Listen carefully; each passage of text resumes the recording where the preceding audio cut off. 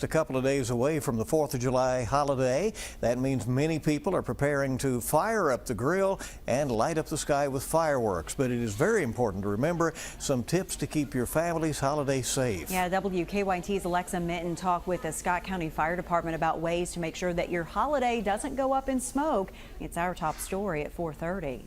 Usually during the 4th of July, also all summer long, people grill. Scott County Fire Department Battalion Chief Dennis Dickman says there tends to be a boom in medical emergencies around Independence Day. First responders on average see a lot of accidents when it's come to grilling out. They leave it unattended.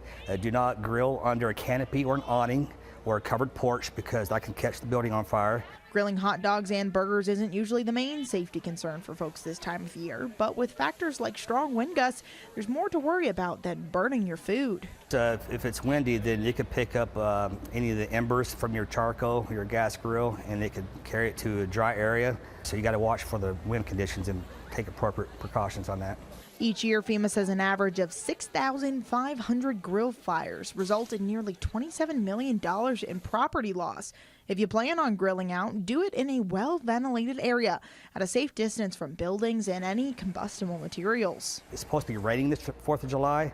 Some people, we've seen it, I've seen it, they'll bring the grill inside, and that can create carbon monoxide issues and cause some health issues and medical emergencies. So just use common sense and just everybody enjoy their summer and all the activities with it. So don't let the forecasted storms really rain on your parade and focus on using safe practices for a 4th of July full of fun. For WKYT, I'm First Alert meteorologist Alexa Minton.